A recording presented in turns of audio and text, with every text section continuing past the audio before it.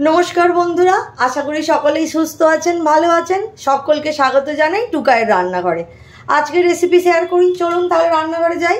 आज के रेसिपि এই যে বড় বড় সাইজের বাঁধাকপি কেটে নিয়েছি, যেটা দিয়ে সবজি দিয়ে আর চুনো মাছ দিয়ে তরকারি করব। প্রথমে আমি গ্যাসটা জ্বেলে 4 চামচের মতো সরষের তেল একটু গরম করে নিয়েছি আর তার সাথে দিয়ে দিচ্ছি কুচিয়ে রাখা। আমি এখানে দুটো মিডিয়াম সাইজ পেঁয়াজ কুচিয়ে নিয়েছি। এবার পেঁয়াজটা আমি ভালো করে একটু ভেজে নেব। পেঁয়াজটা অনেকটা ভাজা হয়ে গেছে। এবার আমি এখানে একটা বেগুনের অর্ধেকটা কেটে নিয়েছি আর এই 5-6টা মতো সিম নিয়েছি আর দুটো আলু। এটা কেটে সব সবজিগুলো দিয়ে একটু ভালো করে পেঁয়াজের সাথে ভেজে নেব। সিম, বেগুন, আলু, পেঁয়াজ এগুলো অনেকটা আমাদের ভাজা হয়ে গেছে। এবারে আমি এর মধ্যে মিশিয়ে দেব আমি একটা বাঁধাকপি একটু বড় বড় করে কেটে রেখেছিলাম। এই যে এরকমভাবে বড় বড় করে একটা বাঁধাকপি কেটে রেখেছিলাম। শীতকালে সব রকম সবজি দিয়ে এরকম বাঁধাকপির তরকারি খেতে ভীষণ ভালো লাগবে। একবার বানিয়ে দেখার অনুরোধ রইল সবাইকার কাছে। একটা বাঁধাকপি আমি এইভাবে পুরো বাঁধাকপিটা দিয়ে দিলাম। গ্যাসের ফ্লেমটা আমি মিডিয়ামে রেখেছি। সব সবজিগুলো অনেকটা নরম হয়ে গেছে। এবারে বাঁধাকপিটা দিয়ে আমি পুরো বাঁধাকপিটা দিয়ে নুন দিয়ে গ্যাসের ফ্লেমটা কম করে একটু আমি চাপা দিয়ে রাখবো। এটা বাঁধাকপি আর সবজিগুলো থেকে জল ছাড়া শুরু হয়ে গেছে। এবারে আমি এর মধ্যে কেটে কিছু মশলা দিয়ে দেব।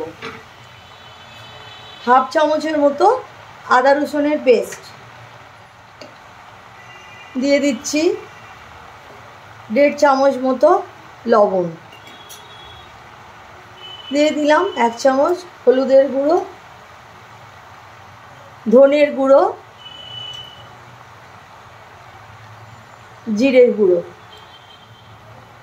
লঙ্কার গুঁড়ো, সব মশলা আদা রসুন নুন আমি এটা খুব ভালো করে এর মধ্যে মিশিয়ে দিচ্ছি।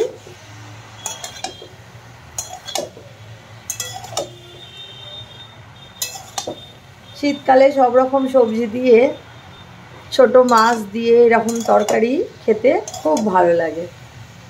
গরম সাদা ভাতের সাথে এরকম তরকারি আর কিছু লাগবে না, খুব ভালো লাগবে খেতে। এবার আমি এটা একটু চাপা দিয়ে রাখলাম। তরকারির ঢাকাটা খুলে দেখি তরকারি কতটা হলো আমাদের। দেখুন অনেকটা সবজিগুলো কম হয়ে গেছে আর জল ছেড়ে দিয়েছে, যে কিন্তু আমি একটুও জল দিইনি,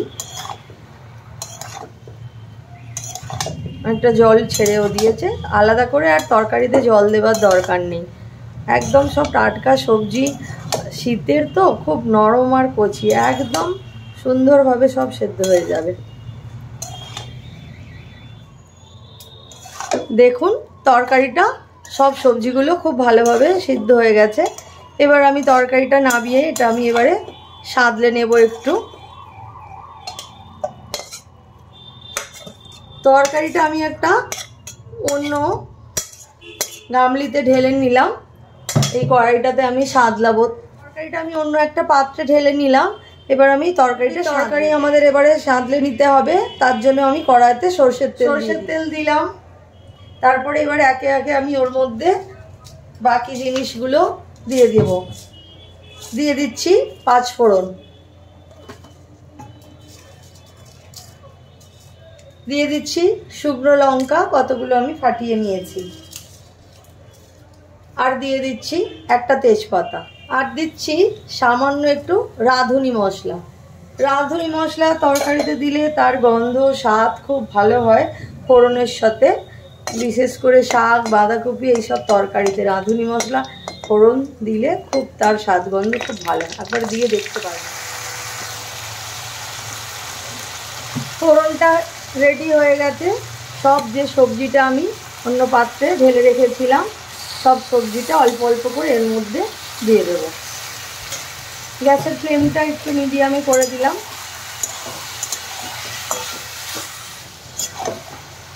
ফোড়ন দিয়ে খুব ভালো করে সমস্ত সবজির সাথে এটা মিশিয়ে দিচ্ছি।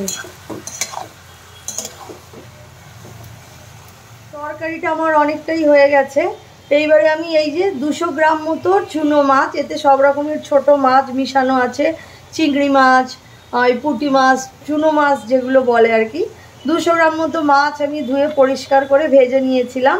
এই এটা আমি ভিডিওতে দেখাইনি, তাহলে ভিডিওটা অনেক বড় হয়ে যেত। তো আমি এইটা মাছ ভাজাটা এখন আমি এর সাথে মিশিয়ে দেব। মাছ ভাজাটা আগে দিলে একদম মাছ ভাজাটা নরম হয়ে যাবে আর তরকারিটাও ভালো লাগবে না।